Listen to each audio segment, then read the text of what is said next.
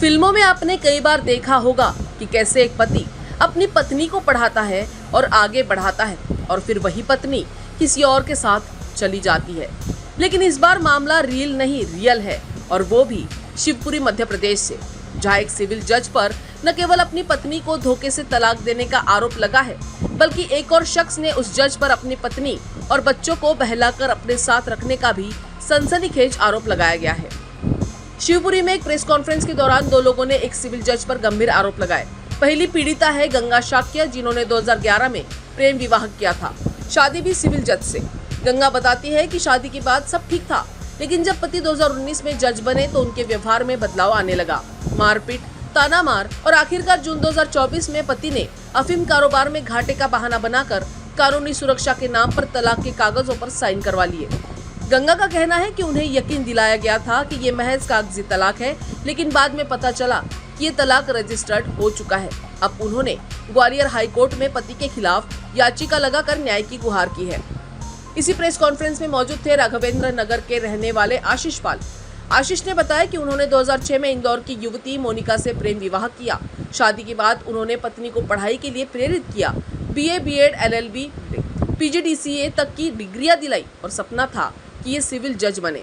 Coaching के दौरान मोनिका की दोस्ती एक युवक से हुई जो खुद भी जज की तैयारी कर रहा था। बाद में वही युवक जज बन गया, लेकिन मोनिका का उसके साथ संपर्क बना रहा। आशीष का आरोप है कि उसी युवक ने उनकी पत्नी और 2 बच्चों को अपने साथ ले जाकर रखा है। इतना ही नहीं, पत्नी 50 ग्राम सोना भी साथ लेकर गई है। आशीष ने थाने में गुमशुदगी की रिपोर्ट दर्ज कराई। मेरा नाम आशीष पाल है, मैं राघवेंद्र नगर कॉलोनी में रहता हूँ और 2006 में मैंने मोनिका यादव से शादी की थी, लव मैरिज की थी। हमने गायत्री मंदिर से शादी की और उसके बाद वो 12th पास थी, तो 12th पास होने के बाद मैंने उसको ग्रेजुएशन कराया। ग्रेजुएशन कराने के बाद मैंने उसको बीएड कराया, लॉ कराया और पीजीडीसीए कराया। फिर मैंने उसको सिविल जज की तैयारी करवाई। 2018 सिविल जज की तैयारी कर रही है। इस बीच में दीपू शाक्य भी सिविल जज की तैयारी कर रहा था, वो उसके संपर्क में आई और लगातार दोनों साथ में पढ़ने लगे और उनकी नज़दीकियाँ बढ़ती गईं। नज़दीकियाँ बढ़ने का ये नतीजा निकला कि उसका 2019 में दीपू शाक्य सिविल जज में सिलेक्शन हो गया। सिलेक्शन होने के बाद उसकी पोस्टिंग शाहजहाँपुर हो गई। उसी टाइम पे फिर इसने मुझसे बोला कि मुझे इंदौर जाके अपनी पढ़ाई करनी है, मैं इंदौर से कोचिंग करूँगी। मैंने इसको इंदौर भेजा। फिर उसके बाद मुझे जानकारी मिली कि इसने दीपू शाक्य ने इसके फर्जी आधार कार्ड बनवाए, जिसपे अब उसकी पत्नी का आधार कार्ड है और फ़ोटो मेरी वाइफ का लगा हुआ है।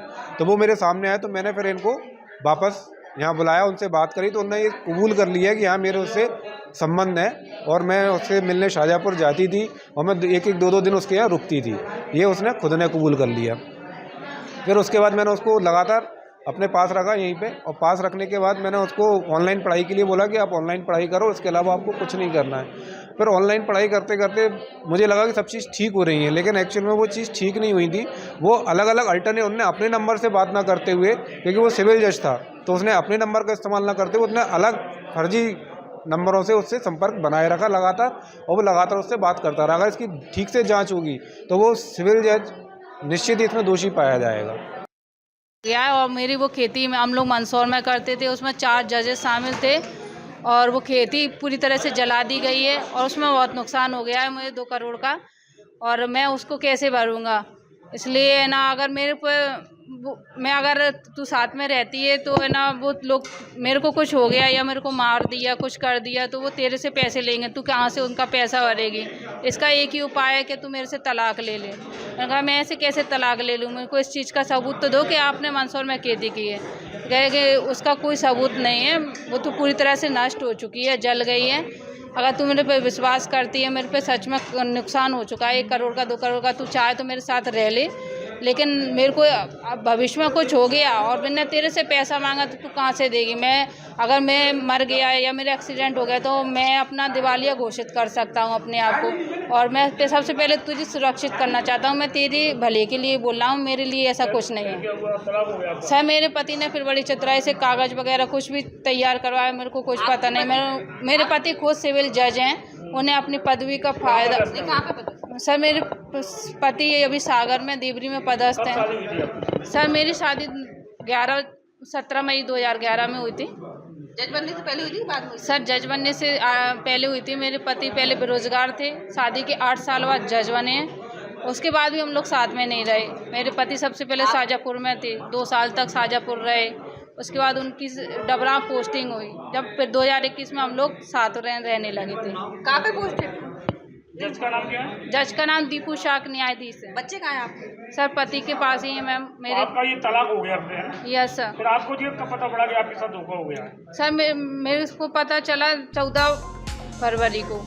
दोनों ही पीड़ितों की कहानियों में एक जैसी तकलीफ है, भरोसे का टूटना और रिश्तों का बिखरना। अब ये देखना बाकी है कि जांच के बाद इस मामले की असलियत क्या निकल कर आती है और कानून क्या रुख अपनाता है।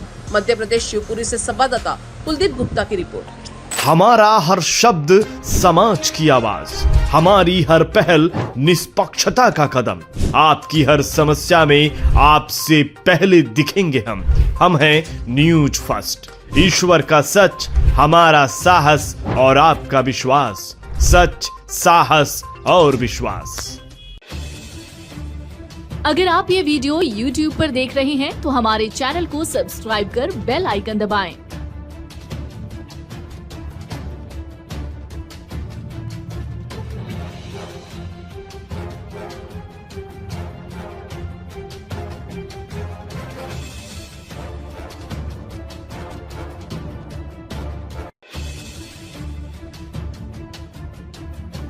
और Facebook पर देख रहे हैं तो हमारे पेज को लाइक करें